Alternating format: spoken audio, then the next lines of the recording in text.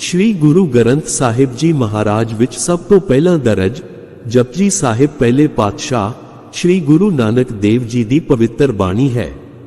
गुरु दे सिख लई जपजी साहिब दा विशेष महत्व है। यह अमृत वेले दे नितनेम दा हिस्सा है। अमृत संचार दी प्रक्रिया वेले अमृत तैयार करदियां जिन्हां पंजां बाणियां दा पाठ कीता जांदा है उन्हां विचों जपजी साहिब एक है। जपजी साहिब नूं श्री गुरु ग्रंथ साहिब जी दा सार रूप मन्निया जांदा है। जपजी साहिब दी व्याख्या गुरु ग्रंथ साहिब दा केंद्री भाव स्पष्ट कर दिंदी है। इस विच मूल मंत्र 38 पौड़ियां अते 2 श्लोक हन। यह बाणी गुरु ग्रंथ साहिब दे अंग 1 तो अंग 8 तक शोभायमान है। जपजी साहिब दे कुल 40 अंग हन। दर्शन अते संगीत सहित कुल कला पसारा नाल ओतपोत हो एक संपूर्ण नायाब कलाकृति हन अते नालों नाल हर इकाई दी अपनी वखरी पछाण अते अहमियत है अते हरेक अपने आप विच संपूर्ण प्रगीतक काव्यमयी कलाकृति है। जपजी साहिब दी शुरुआत मूल मंत्र नाल हुंदी है।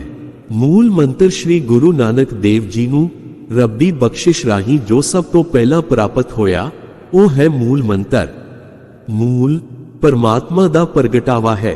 मूल मंत्र विच गुरु साहिब ने सानू अकाल पुरख ते असल रूप नाल जाणू करवा दिता है। असल विच मूल मंत्र सब तो उपर है जिस नाल परमात्मा दी उस्तत कीती जा सकती है। मूल मंत्र गुरु बाणी दा आधार है। भाई काहन सिंह नाभा अनुसार मूल मंत्र दा अर्थ सारे मंत्रां दी जड़ है। गुरु नानक देव जी ने सन 1499 विच जद 3 दिन लई वेई नदी प्रवेश कीता सी तां बाहर आउण ते उन्हां ने सब तो पहला मूल मंत्र दा उच्चारण कीता सी जिस विच परमात्मा दे गुणा आधारित एक मुकम्मल तस्वीर पेश कीती गई सी। मूल मंत्र हर नाम रसायण कहो नानक पूरा पाया। आओ समझाए इस इलाही बाणी दे अर्थां नूं। मूल मंत्र दे शब्दी अर्थ ये बनदे हन। सतनाम करता पुरख निरभव निर्वैर अकाल मूरत अजूनी सैम गुर प्रसाद आद सच जुगाद सच है पी सच नानक होसी पी सच। एक तू निर्गुण सरगुण दोहां स्वरूपां विच एक है। तेरे विच एकता है। ओ तू जन्म देण वाला पालन करन वाला अते लय करन वाला है। भाव बहुत ही वड्डा है। कार तेरे काम लगातार हो रहे हन। उपजाउणा पालना ते नश्ट करना तू ही सब कुछ करदा है। सतनाम तू सदा तो होंद वाला अते नमने वाला है। तू सदीवी होंद वाला है। करता पुरख तू हर शय दा करता है। तू करन कराउन वाला परशोत्तम है। निरभव तू डर तो रहित है। भय मुक्त है। निर्वैर कोई तेरे तुल नहीं है इसलिए दुश्मनी तो भी रहित है। तू सब दा मित्र प्यारा है। अकाल मूरत तू समय विच नहीं गिणिया जांदा। तू काल तो रहित हस्ती है। काल ता तेरे अधीन रह के चलदा है। अजूनी तू धरतियां ते पैदा होने वाली किसे जून विच नहीं आउंदा। भाव तू जूना तो रहित है। सैम तू सवै तो उगमिया है। तू अपने आप तो पैदा होने वाला है। गुर प्रसाद तू सच्चित आनंद है। गुरु दी किरपा नाल मिलदा है। जप इसनू जपो। इस गुरबाणी दा नाम भी जप है। हे नानक अकाल पुरख मुढ़ तो होंद वाला है जुगां दे मुढ़ तो मौजूद है। इस वेले भी मौजूद है ते अगानू भी होंद वाला रहेगा। सोचे सोच ना होवई जे सोची लखवार। चुपे चुप ना होवई जे लाए रहा लिवतार। भुखिया भुख ना उतरी जे बन्ना पुरिया पार। सहस सियाणपा लख होए ता एक ना चलै नाल। किव सचारा होई है किव कूड़े टुटे पाल। हुक्म रजाई चलना नानक लिखिया नाल। धन धन सतगुर अवतार नानक पातशाह जी। पूर्ण ब्रह्म ज्ञान दे इस श्लोक विच हिरदे दी मन दी अते सारी देही नूं पवित्र करन दे गुर प्रसाद दी सुंदर कथा साडी सारी लोकाई दी चोली विच पा रहे हन। सारी जप जी गुरबाणी सारी लोकाई नूं सचखंड दे इस महान परम शक्तिशाली मार्ग दा प्रदर्शन करदी है। यह परम शक्तिशाली गुरबाणी सारी लोकाई लई रहिंदी दुनिया तक ਸੱਚਖੰਡ ਦੇ ਮਾਰਗ ਦਾ ਪੂਰਨ ਪੰਥ ਦਰਸਾਉਂਦੀ ਹੈ। ਜੋ ਇਸ ਗੁਰਬਾਣੀ ਨੂੰ ਆਪਣੇ ਜੀਵਨ ਵਿੱਚ ਉਤਾਰ ਲੈਂਦੇ ਹਨ, ਉਹ ਧੰਨ ਧੰਨ ਸਤਿ ਬ੍ਰਹਮ ਪਿਤਾ ਪਰਮੇਸ਼ਰ ਦੀਆਂ ਬੇਅੰਤ ਅਨੰਤ ਬਖਸ਼ਿਸ਼ਾਂ ਪ੍ਰਾਪਤ ਕਰਦੇ ਹਨ ਅਤੇ ਆਪਣੇ ਹਿਰਦੇ ਨੂੰ ਸੱਚਖੰਡ ਬਣਾ ਕੇ ਅਕਾਲ ਪੁਰਖ ਨੂੰ ਇਸ ਵਿੱਚ ਪ੍ਰਗਟ ਕਰ ਲੈਂਦੇ ਹਨ। ਆਓ ਅਗੰਮ ਅਗੋਚਰ ਅਨੰਤ ਬੇਅੰਤ ਧੰਨ ਧੰਨ ਸਤਿ ਬ੍ਰਹਮ ਪਿਤਾ ਪਰਮੇਸ਼ਰ ਅਤੇ ਧੰਨ ਧੰਨ ਸ਼੍ਰੀ ਗੁਰੂ ਨਾਨਕ ਦੇਵ ਜੀ ਅੱਗੇ ਅਰਦਾਸ ਕਰੀਏ, ਹੱਥ ਜੋੜਦੇ ਹੋਏ ਅਤੇ ਉਹਨਾਂ ਦੇ ਸ਼੍ਰੀ ਚਰਨਾਂ ਵਿੱਚ ਕੋਟਨ ਕੋਟ ਡੰਡੌਤ, ਇੱਕ ਗਰੀਬੀ ਵੇਸ ਹਿਰਦੇ ਨਾਲ, ਪੂਰਨ ਭਰੋਸੇ ਅਤੇ ਯਕੀਨ ਨਾਲ, ਪੂਰਨ ਦ੍ਰਿੜਤਾ ਅਤੇ ਵਿਸ਼ਵਾਸ ਨਾਲ, ਪੂਰਨ ਸ਼ਰਧਾ ਅਤੇ ਪਿਆਰ ਨਾਲ ਅਰਦਾਸ ਕਰੀਏ ਕਿ ਸਾਨੂੰ ਅੰਦਰੀਵੀ ਸਤ ਭਾਵ ਵਿੱਚ ਸ਼ਬਦ ਸੱਚਖੰਡ ਦਾ ਅਸਲ ਬ੍ਰਹਮ ਭਾਵ ਸਮਝਣ ਵਿੱਚ ਮਦਦ ਕਰਨ। ਸ਼ਬਦ ਸੱਚਖੰਡ ਦੋ ਸ਼ਬਦਾਂ ਸੱਚ ਅਤੇ ਸ਼ਬਦ ਖੰਡ ਤੋਂ ਬਣਿਆ ਹੈ।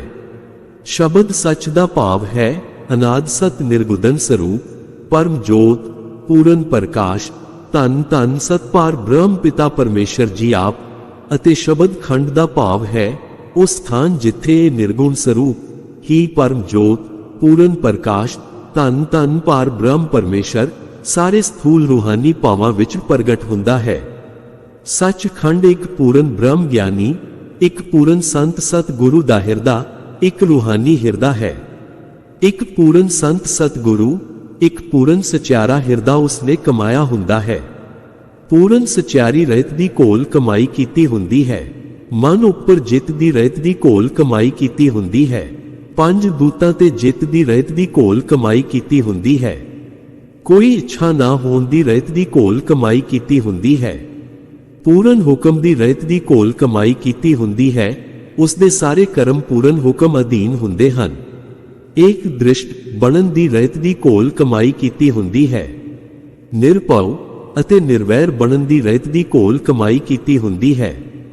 ਹਰ ਸ੍ਰਿਸ਼ਟੀ ਵਿੱਚ ਪਰਮਾਤਮਾ ਨੂੰ ਬਰਾਬਰ ਦੇਖਣ ਨਾਲ ਸਾਰੀ ਸਿਰਜਣਾ ਨੂੰ ਪਿਆਰ ਕਰਨ ਦੀ ਰਹਿਤ ਦੀ ਘੋਲ ਕਮਾਈ ਕੀਤੀ ਹੁੰਦੀ ਹੈ। ਨਿਰੰਤਰ ਆਧਾਰ ਤੇ ਆਤਮ ਰਸ ਦਾ ਆਨੰਦ ਮਾਣਨ ਦੀ ਰਹਿਤ ਦੀ ਪ੍ਰਾਪਤੀ ਕੀਤੀ ਹੁੰਦੀ ਹੈ। ਰੋਮ ਰੋਮ ਨਾਮ ਸਿਮਰਨ ਦੀ ਰਹਿਤ ਦੀ ਪ੍ਰਾਪਤੀ ਕੀਤੀ ਹੁੰਦੀ ਹੈ। ਅਨਹਦ ਸ਼ਬਦ ਦੇ ਅਖੰਡ ਕੀਰਤਨ ਨੂੰ ਦਸਮ ਦੁਆਰ ਤੋਂ ਲਗਾਤਾਰ ਆਧਾਰ ਤੇ ਸੁਣਨ ਦੀ ਰਹਿਤ ਦੀ ਪ੍ਰਾਪਤੀ ਕੀਤੀ ਹੁੰਦੀ ਹੈ।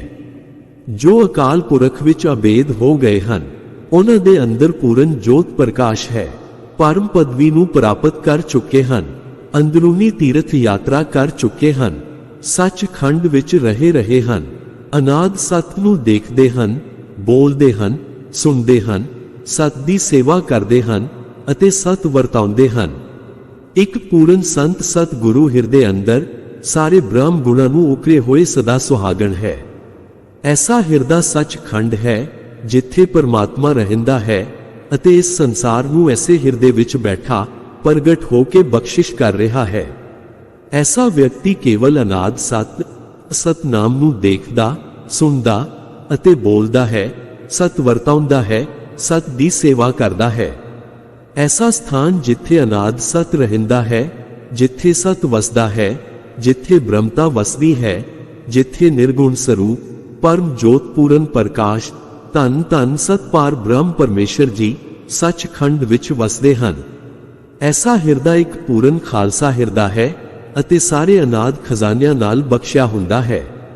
ਐਸੇ ਸਤ ਹਿਰਦੇ ਦੀ ਕਮਾਈ ਬਾਹਰਲੀ ਸੁੱਚ ਰੱਖਿਆ ਪ੍ਰਾਪਤ ਨਹੀਂ ਹੁੰਦੀ ਹੈ। ਐਸੇ ਪੂਰਨ ਸਚਿਆਰੇ ਹਿਰਦੇ ਦੀ ਰਹਿਤ ਬਾਹਰਲੀਆਂ ਲੱਖਾਂ ਰਹਿਤਾਂ ਨਾਲ ਪ੍ਰਾਪਤ ਨਹੀਂ ਹੁੰਦੀ ਹੈ। ਬਾਹਰਲੀਆਂ ਰਹਿਤਾਂ ਦੀ ਪਾਲਣਾ ਕਰਨ ਨਾਲ ਹਿਰਦੇ ਦੀ ਪੂਰਨ ਸਚਿਆਰੀ ਰਹਿਤ ਦੀ ਪ੍ਰਾਪਤੀ ਨਹੀਂ ਹੋ ਸਕਦੀ ਹੈ। ਧੰਨ ਧੰਨ ਸਤਿਗੁਰ ਅਵਤਾਰ ਨਾਨਕ ਪਾਤਸ਼ਾਹ ਜੀ ਇਸ ਪਰਮ ਸ਼ਕਤੀਸ਼ਾਲੀ ਸ਼ਬਦ ਨਾਲ ਇਸ ਭਰਨ ਦਾ ਖੰਡਨ ਕਰ ਰਹੇ ਹਨ ਕਿ ਅੰਦਰਲੀ ਰਹਿਤ ਦੀ ਕਮਾਈ ਬਾਹਰਲੀਆਂ ਰਹਿਤਾਂ ਰੱਖਣ ਨਾਲ ਨਹੀਂ ਹੁੰਦੀ ਹੈ। ਅੱਜ ਦੀ ਸੰਗਤ ਇਸ ਭਰਨ ਵਿੱਚ ਆਪਣਾ ਜਨਮ ਗਵਾਉਣ ਤੇ ਲੱਗੀ ਹੋਈ ਹੈ। ਸਾਰੀ ਦੀ ਸਾਰੀ ਸੰਗਤ ਬਸ ਕੇਵਲ ਬਾਹਰਲੀ ਰਹਿਤ ਦੇ ਮਗਰ ਪਈ ਹੋਈ ਹੈ। ਬਾਹਰੀ ਭੇਖ ਨੂੰ ਕਮਾ ਕੇ ਅੰਦਰਲਾ ਤੀਰਥ ਕਿਵੇਂ ਕੀਤਾ ਜਾ ਸਕਦਾ ਹੈ? ਬਾਹਰਲੀਆਂ ਰਹਿਤਾਂ ਰੱਖਣ ਨਾਲ ਮਨ ਦੀ ਮੈਲ ਕਿਵੇਂ ਧੁੱਲ ਸਕਦੀ ਹੈ? ਪੂਰਨ ਬੰਦਗੀ ਅੰਦਰਲਾ ਤੀਰਥ ਹੈ। ਅਕਾਲ ਪੁਰਖ ਨੇ ਤੁਹਾਡੇ ਅੰਦਰੋਂ ਤੁਹਾਡੇ ਹਿਰਦੇ ਵਿੱਚ ਪ੍ਰਗਟ ਹੋਣਾ ਹੈ। ਅਕਾਲ ਪੁਰਖ ਨੇ ਤੁਹਾਡੇ ਹਿਰਦੇ ਵਿੱਚ ਹੀ ਪ੍ਰਗਟ ਹੋਣਾ ਹੈ। ਪੂਰਨ ਬ੍ਰਹਮ ਗਿਆਨ ਨੇ ਅਤੇ ਪੂਰਨ ਤਤ ਗਿਆਨ ਨੇ ਤੁਹਾਡੇ ਅੰਦਰੋਂ ਹੀ ਪ੍ਰਗਟ ਹੋਣਾ ਹੈ। ਮਨ ਦੀ ਮੈਲ ਅਤੇ ਹਿਰਦੇ ਦੀ ਮੈਲ ਤੁਲਣ ਨਾਲ ਹੀ ਤੁਹਾਡਾ ਹਿਰਦਾ ਅੰਦਰਲੀ ਰਹਿਤ ਦੀ ਕਮਾਈ ਕਰ ਸਕਦਾ ਹੈ ਅਤੇ ਪੂਰਨ ਸਚਿਆਰੀ ਰਹਿਤ ਵਿੱਚ ਜਾ ਸਕਦਾ ਹੈ। ਮਨ ਦੀ ਮੈਲ ਤੁਲਣ ਨਾਲ ਹੀ ਮਨ ਜੋਤ ਵਿੱਚ ਪ੍ਰਗਟ ਹੋ ਸਕਦਾ ਹੈ। ਮਨ ਉੱਪਰ ਜਨਮ ਜਨਮਾਂਤਰਾਂ ਦੀ ਮੈਲ ਚੜੀ ਹੋਣ ਕਾਰਨ ਹੀ ਅਸੀਂ ਮਨ ਨੂੰ ਚੁੱਪ ਨਹੀਂ ਕਰਾ ਸਕਦੇ ਹਾਂ। ਬਾਹਰੋਂ ਭਾਵੇਂ ਅਸੀਂ ਚੁੱਪ ਰਹਿਣ ਦਾ ਜਿਤਨਾ ਮਰਜ਼ੀ ਯਤਨ ਕਰ ਲਈਏ, ਮੌਨ ਧਾਰਨ ਕਰ ਲਈਏ, ਪਰੰਤੂ ਬਾਹਰਲੇ ਮੌਨ ਧਾਰਨ ਕਰਕੇ ਅਸੀਂ ਆਪਣੇ ਮਨ ਨੂੰ ਸ਼ਾਂਤ ਨਹੀਂ ਕਰ ਸਕਦੇ ਹਾਂ। ਸਾਡਾ ਮਨ ਨਿਰੰਤਰ ਫੁਰਨਿਆਂ ਨਾਲ ਭਰਪੂਰ ਰਹਿੰਦਾ ਹੈ। ਇਹ ਫੁਰਨੇ ਕਦੇ ਖਤਮ ਨਹੀਂ ਹੁੰਦੇ ਹਨ। ਇਹ ਸਾਰੇ ਫੁਰਨੇ ਮਨ ਉੱਪਰ ਜਨਮ ਜਨਮਾਂਤਰਾਂ ਦੀ ਚੜੀ ਹੋਈ ਮੈਲ ਕਾਰਨ ਹੀ ਹੁੰਦੇ ਹਨ। ਇਹ ਸਾਰੇ ਬੇਅੰਤ ਫੁਰਨੇ ਜੋ ਸਾਡੇ ਮਨ ਵਿੱਚ ਨਿਰੰਤਰ ਘਰ ਕਰ ਗਏ ਹਨ ਅਤੇ ਕਦੇ ਖਤਮ ਨਹੀਂ ਹੁੰਦੇ ਹਨ। ਇਹ ਸਾਰੇ ਫੁਰਨੇ ਕੇਵਲ ਮਾਇਆ ਦੇ ਪ੍ਰਭਾਵ ਹੇਠ ਹੀ ਹੁੰਦੇ ਹਨ। ਮਾਇਆ ਦੀ ਗੁਲਾਮੀ ਵਿੱਚ ਰਹਿੰਦਿਆਂ ਮਨ ਕਦੇ ਸ਼ਾਂਤ ਨਹੀਂ ਹੋ ਸਕਦਾ ਹੈ। ਮਾਇਆ ਦੀ ਗੁਲਾਮੀ ਤੋਂ ਭਾਵ ਹੈ ਪੰਜ ਦੂਤਾਂ ਦੀ ਗੁਲਾਮੀ, ਕਾਮ, ਕ੍ਰੋਧ, ਲੋਭ, ਮੋਹ ਅਤੇ ਅਹੰਕਾਰ ਦੀ ਗੁਲਾਮੀ ਅਤੇ ਤ੍ਰਿਸ਼ਨਾ ਦੀ ਗੁਲਾਮੀ।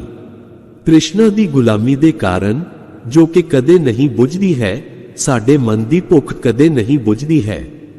ਤ੍ਰਿਸ਼ਨਾ ਤੋਂ ਭਾਵ ਹੈ ਇੱਛਾਵਾਂ ਦਾ ਕਦੇ ਨਾ ਖਤਮ ਹੋਣ ਵਾਲਾ ਸਿਲਸਿਲਾ ਜੋ ਨਿਰੰਤਰ ਜਾਰੀ ਰਹਿੰਦਾ ਹੈ, ਜਿਸ ਦੇ ਕਾਰਨ ਸਾਡਾ ਮਨ ਅਤੇ ਹਿਰਦਾ ਸਦਾ ਹੀ ਤ੍ਰਿਸ਼ਨਾ ਦੀ ਅੱਗ ਵਿੱਚ ਮੱਚਦਾ ਰਹਿੰਦਾ ਹੈ। ਮਾਇਆ ਦੀ ਗੁਲਾਮੀ ਦਾ ਵੱਡਾ ਕਾਰਨ ਮਨ ਮਤ ਵਿੱਚ ਰਹਿਣਾ ਹੈ। ਮਨ ਮਤ ਹੀ ਮਾਇਆ ਹੈ। ਲੱਖਾਂ ਸਵੈ ਸਿਆਣਪਾਂ ਵੀ ਮਨ ਦੀ ਮੈਲ ਨੂੰ ਨਹੀਂ ਧੋ ਸਕਦੀਆਂ ਹਨ, ਕਿਉਂਕਿ ਸਵੈ ਸਿਆਣਪਾਂ ਹੀ ਮਨਮਤ ਹੈ ਜੋ ਕਿ ਮਾਇਆ ਹੈ, ਅਤੇ ਮਾਇਆ ਦੀ ਗੁਲਾਮੀ ਵਿੱਚ ਮਨ ਅਤੇ ਹਿਰਦੇ ਦੀ ਮੈਲ ਕਿਵੇਂ ਧੁੱਲ ਸਕਦੀ ਹੈ। ਗੁਰਮਤਿ ਤੋਂ ਇਲਾਵਾ ਸਭ ਕੁਝ ਮਨ ਮਤ ਹੀ ਹੈ। ਗੁਰਮਤਿ ਤੋਂ ਇਲਾਵਾ ਸਭ ਕੁਝ ਮਾਇਆ ਹੀ ਹੈ। ਮਨ ਮਤ ਵਿੱਚ ਅਤੇ ਮਾਇਆ ਦੀ ਗੁਲਾਮੀ ਹੀ ਮਨ ਦੀ ਮੈਲ ਦਾ ਵੱਡਾ ਕਾਰਨ ਹੈ। ਇਹ ਮਨ ਅਤੇ ਹਿਰਦਾ ਜਨਮ ਜਨਮਾਂਤਰਾਂ ਤੋਂ ਮਨ ਮਤ ਵਿੱਚ ਮਾਇਆ ਦੀ ਗੁਲਾਮੀ ਹੇਠ ਕੀਤੇ ਗਏ ਸਾਰੇ ਅਸਤ ਕਰਮਾਂ ਕਾਰਨ ਮੈਲ ਨਾਲ ਕਾਲਾ ਸਿਆਹ ਹੋ ਗਿਆ ਹੈ। ਇਸ ਲਈ ਇਹ ਕਿਵੇਂ ਸ਼ਾਂਤ ਹੋ ਸਕਦਾ ਹੈ? ਭਾਵ ਹੁਣ ਦੇ ਸਮੇਂ ਵਿੱਚ, ਭਾਵ ਵਰਤਮਾਨ ਵਿੱਚ ਵੀ ਇਹ ਮਨ ਮਾਇਆ ਦੀ ਗੁਲਾਮੀ ਵਿੱਚ ਰਹਿੰਦਿਆਂ ਕਿਵੇਂ ਸ਼ਾਂਤ ਹੋ ਸਕਦਾ ਹੈ? ਮਾਇਆ ਦੀ ਗੁਲਾਮੀ ਵਿੱਚ ਕੇਵਲ ਭਟਕਣਾ ਹੀ ਹੈ। ਮਾਇਆ ਦੀ ਗੁਲਾਮੀ ਵਿੱਚ ਕੇਵਲ ਦੁੱਖ ਅਤੇ ਕਲੇਸ਼ ਹੀ ਹਨ। ਮਾਇਆ ਦੀ ਗੁਲਾਮੀ ਵਿੱਚ ਕੇਵਲ 84 ਲੱਖ ਜੂਨੀ ਵਿੱਚ ਭਟਕਣਾ ਹੀ ਹੈ।